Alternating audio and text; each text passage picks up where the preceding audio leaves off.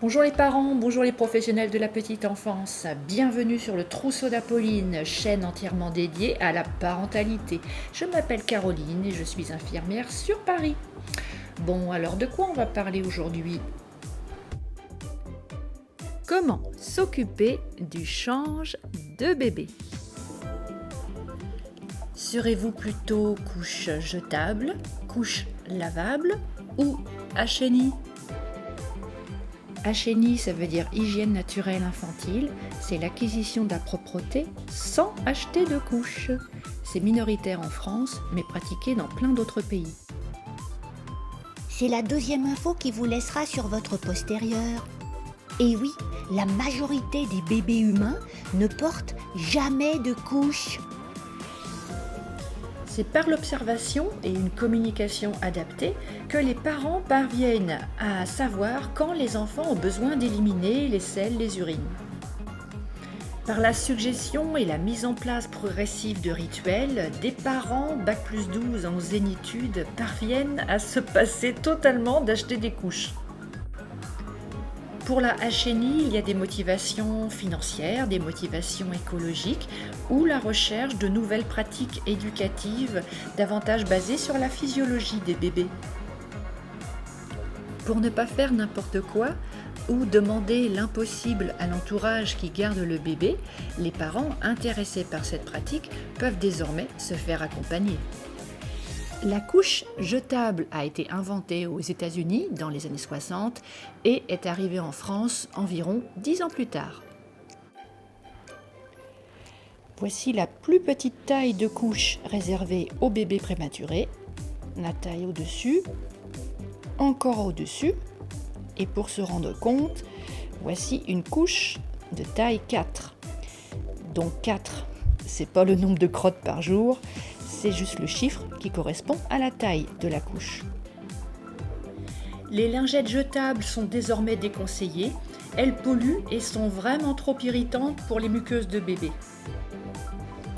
Pour les sorties de bébé, vous pouvez tout à fait prendre des contenants adaptés pour mettre vos produits de change. Et puis de temps en temps, vous pouvez quand même utiliser certaines lingettes si c'est plus pratique pour vous. Personnellement, j'utilisais cette marque-là qui n'a jamais posé problème. N'hésitez pas à faire passer un crash test à vos lingettes. Il suffit de vous faire vous-même une toilette intime. Si ça brûle, si ça démange, jetez-moi ce paquet de lingettes. Le liniment est le produit de change qui a beaucoup de succès. Bonne tolérance des bébés et simple d'utilisation. Pas besoin de le rincer. On trouve des tutos si on veut le fabriquer soi-même. On privilégie des produits basiques, sans parfum. On peut prendre des carrés coton réutilisables de différentes tailles. Le change de l'enfant est un soin d'hygiène et de confort. C'est aussi un temps d'échange où le bien-être, l'intimité de l'enfant doivent être absolument respectés. On annonce au bébé qu'on va faire le change de sa couche et on ne laisse jamais seul bébé sur le plan de change. Avant le change, préparez d'abord tout le matériel nécessaire. Le pchit désinfectant pour les surfaces, des serviettes de toilette pour le plan de change et pour essuyer bébé.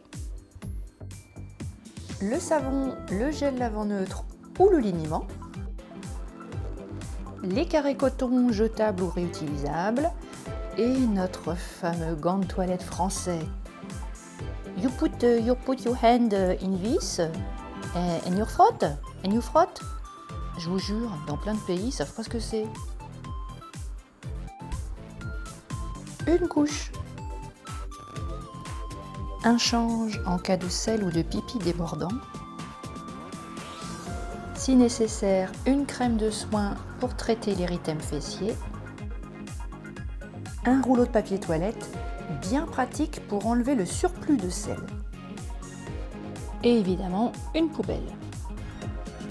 Le change sera plus agréable pour bébé si la pièce est bien chauffée.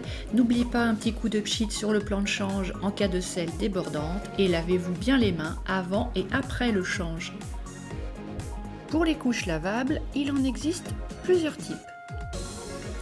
Le principe, une partie absorbante, jetable ou lavable, qui s'insère dans une culotte de protection, elle aussi lavable. Eh bien déjà, moins de matière industrielle en contact avec la peau de bébé, et c'est aussi plus économique, 2 à 3 fois moins cher. Pour se faire une idée, il est possible, avant d'investir, d'avoir un pack d'essai avec abonnement. Et ô suprême récompense d'habiter dans la jungle infernale francilienne, dans certaines zones d'Île-de-France, vous pouvez même prendre un abonnement pour qu'on vous les livre et qu'on vous les lave. What? Bientôt ma couche pleine va repartir par drone et ils vont faire après du compost avec mon caca. En une décennie, c'est vrai que ce marché des couches lavables a vraiment beaucoup changé.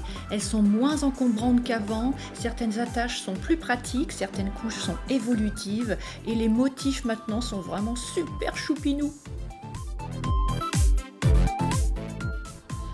Pour le confort de bébé, il est désormais recommandé de pratiquer le change-côté ou le change sur le côté. Lors des manipulations de bébé, on ne saisit plus par les 2 chevilles comme on le faisait auparavant. Pour mobiliser bébé et nettoyer les fesses, on empoigne le haut de la cuisse et un peu la hanche pour le faire pivoter sur son bassin. L'ancienne technique mobilisait trop les hanches et on avait tendance à remonter trop fortement les jambes sur le ventre, ce qui pouvait occasionner des reflux.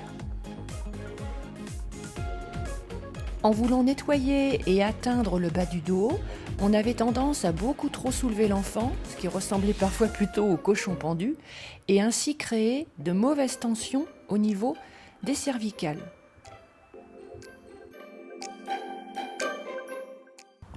Juste avant de fermer la couche des petits garçons, assurez-vous que le pénis pointe bien vers le bas et non pas vers le haut ou sur les côtés, parce que sinon il va totalement s'arroser et vous devrez tout changer. Pour le confort et une bonne digestion, la couche ne doit pas être trop serrée. Si vous pouvez passer facilement un doigt entre la couche et la peau, c'est parfait. Quand la couche est mise, assurez-vous que le 2e pli dentelle soit bien à l'extérieur. Pour cela, il suffit de passer un doigt sur ce 2e pli. Ainsi, vous éviterez des fuites.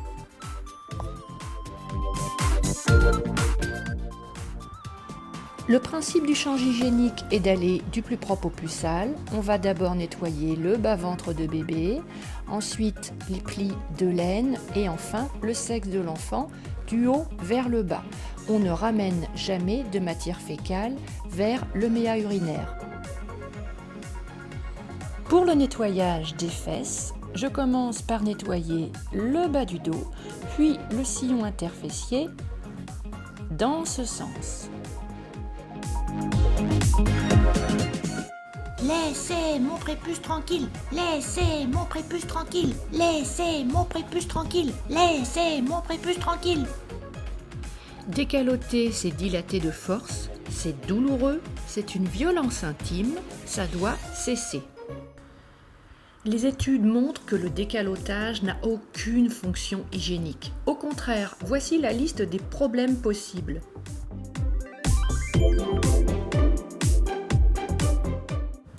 Le prépuce d'un enfant ne doit jamais être rétracté de force par un adulte.